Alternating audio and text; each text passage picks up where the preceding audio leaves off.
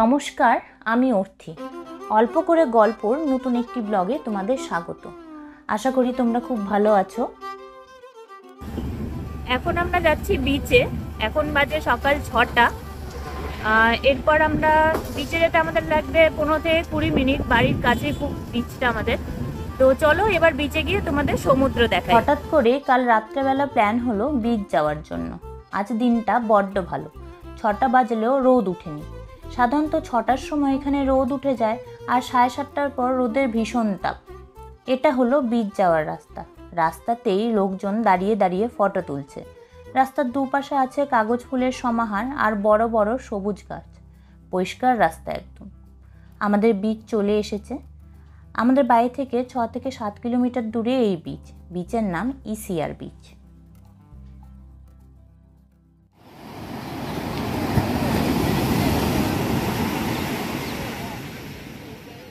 কি বিশাল সমুদ্র! দূর দূরান্তে শুধু জল আর জল। যতই দেখি পুরনোই হতে চায় না। প্রতিটা ঢেউই যেন নতুন নতুন কী সব গল্প বলে যায় আমায়। কোথাকার জল এখন চেন্নাইয়ের সমুদ্র সৈকতে এসে আছড়ে পড়ছে, আবার কাল হয়তো অন্য কোনো দেশে চলে যাবে সেখানকার সৈকতে ধাক্কা দিতে। বিচে উপস্থিত সবাই এখন ঢেউয়ের আনাগোনাকে আনন্দের সাথে উপভোগ করছে। কিন্তু ওম একে তো সকাল সকাল ঘুম থেকে উঠেছে, তারপর হয়তো ভাবছে এটা কি জিনিস, হাতে এত গল্প। ভয় পেয়েছে অল্প। চেষ্টা চলছে ওমের ভয় ভাঙানোর। বাড়ির এত কাছে সমুদ্র হলেও আমাদের কিন্তু তেমন আসা হয় না। এই গত 2 বছরে মাত্র 4 বার এসেছি, তাও শুধুমাত্র এই বিচে।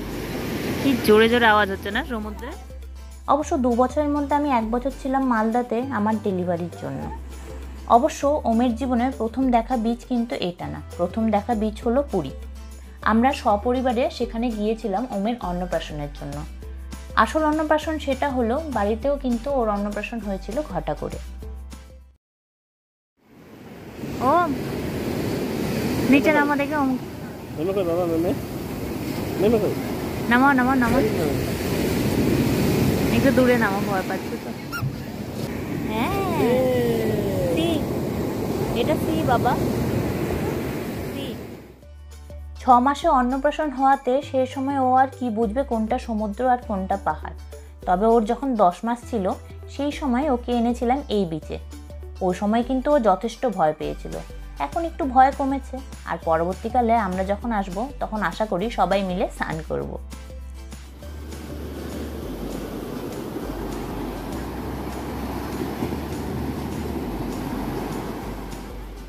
হঠাৎ করে অর্ণবকে দেখছি দাঁড়িয়ে দাঁড়িয়ে কি যেন দেখছে।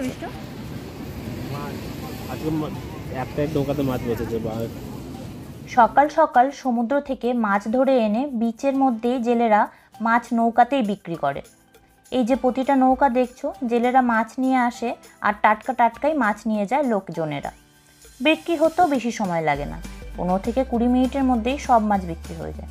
দাঁড়াও তোমাদের দেখাই নৌকাতে কি কি মাছ আছে। এই যে লাল কাঁকড়া, এটা হলো সার্ডিন মাছ। তবে অর্ণবের যেহেতু সামুদ্রিক মাছ খাওয়া বারণ, তাই আমরা বেশিরভাগ মাছই চিনি না। কত ধরনের মাছ আছে তাই না?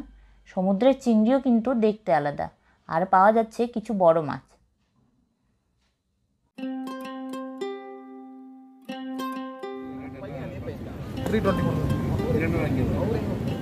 বিচের মধ্যে বিভিন্ন লোকজন বিভিন্নভাবে সমুদ্রকে উপলব্ধি করছে। কিছু লোকজন একসাথে গ্রুপ মিলিয়ে গল্প করছে, কেউ আবার একা একা বালিতে কী সব আঁকাবুকা করছে। আমরা যখন আগের বার এসেছিলাম তখন এই বিল্ডিংয়ের কনস্ট্রাকশনের কাজ চলছিল, এখন তৈরি, হয়তো কোনো রেস্টুরেন্ট হবে। অন্যদিকে মা আর ছেলে মিলে সমুদ্রকে আমরা এনজয় করছি। ভয় কমেছে অনেক।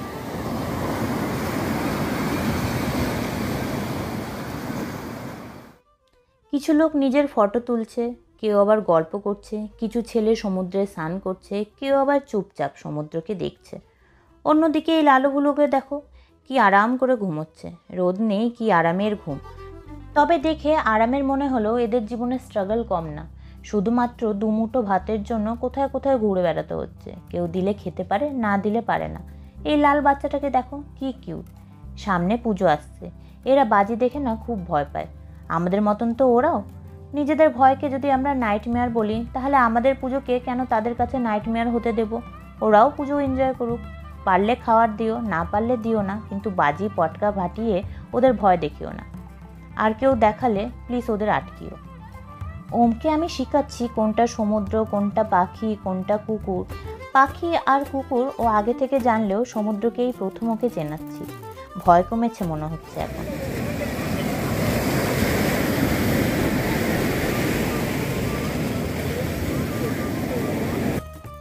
এবার চেক করার পালা। একটু দূরে যাচ্ছি, ভয় যদি না কেটে থাকে তাহলে কাঁদবে, আর চুপচাপ থাকলে ভয় কেটে গেছে। যাক, ভয় কেটে গেছে, এখন সমুদ্র বললেও দেখাচ্ছে। তবে ওম সমুদ্রের সাথে সাথে পাখি আর কুকুরদেরও দেখাচ্ছে।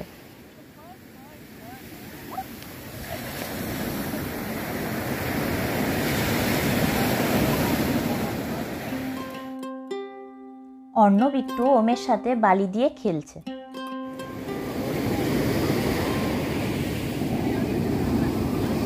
ভালো।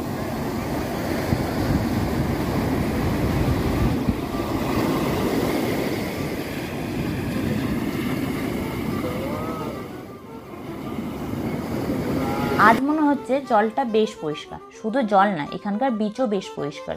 কেনই বা শুধু শুধু কিছু লোকজন আসে পরিষ্কার বিচে, আর যাওয়ার সময় প্লাস্টিকের বোতল, চিপসের প্যাকেট সব কিছু ফেলে ফুলে চলে যায়। তারপর আবার যখন সেই সমস্ত লোকরাই আসবে বলবে যে কি নোংরা বিচ। কিন্তু এটা তো ঠিক না। তাই এই সমস্ত জিনিসের থেকে বাঁচার জন্য এইভাবে এখানে প্লাস্টিকের বোতল ফেলার ব্যবস্থা করা আছে। সি দেখাও।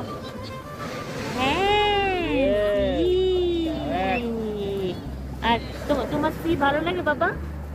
হ্যাঁ ভালো লাগে, তোমার তো সব ভালো লাগে, আমার শোনা বাচ্চা।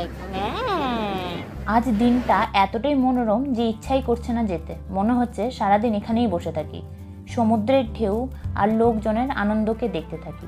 সত্যিই তো, সমুদ্রই একমাত্র জায়গা যেখানে সব অজানা লোকজন একসাথে বসে অনেকটা সময় এনজয় করে।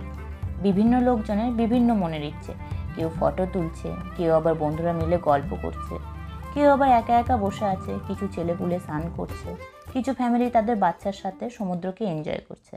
কিন্তু ইচ্ছা না করলেও তো বাড়ি যেতে হবে। আগের মতন তো আর জীবন নেই যে কে কী খেলো কে কী খেলো না দেখার দরকার নেই, কারণ মা আছে। এখন তো আমি নিজেই মা।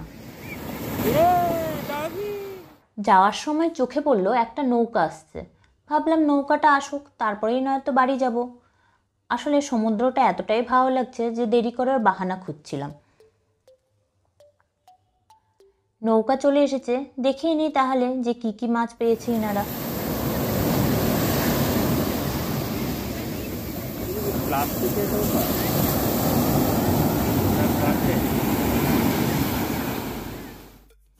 কি সুন্দর, বিচের লোকেরাই জেলেদের হেল্প করছে নৌকা উপরে উঠানোর জন্য। সত্যি, যতই বলুক যে এখন কেউ কারো হেল্প করে না, কিন্তু এমন দৃশ্য দেখে কি কেউ বলতে পারবে এমন কথা?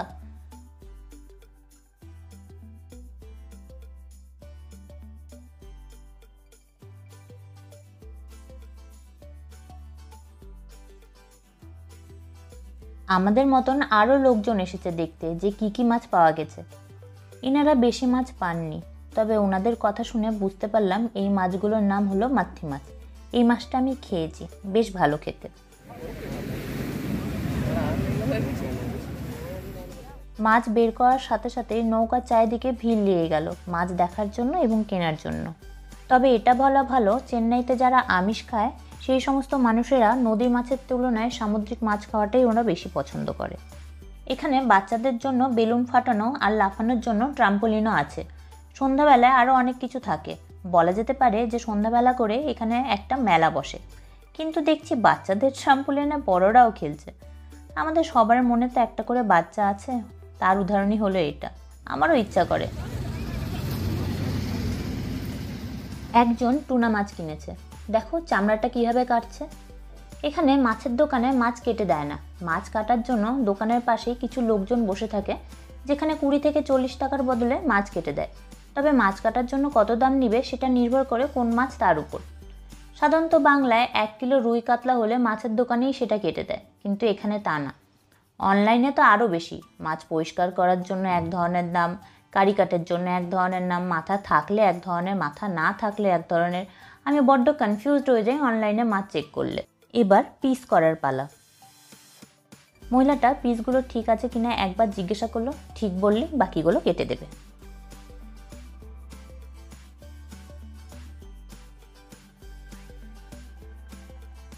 মাছ কাটা দেখে বেরিয়ে পড়লাম। এই রাস্তাটায় আছে অনেক সুন্দর সুন্দর বাংলো। এখন বাজে 9টা।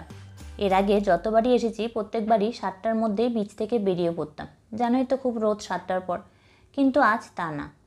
9টার সময়ও যথেষ্ট ভিড়, তবে সন্ধ্যাবেলায় ভিড় হয় সব থেকে বেশি। এই বাংলোগুলো একদম স্বপ্নের বাড়ির মতো, একদম বিচের পাশে ছোট্টখাট্ট বাংলো।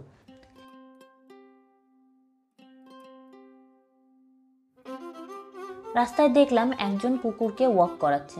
কি কিউট না, দেখেই মনে হচ্ছে কোলে তুলে নিই।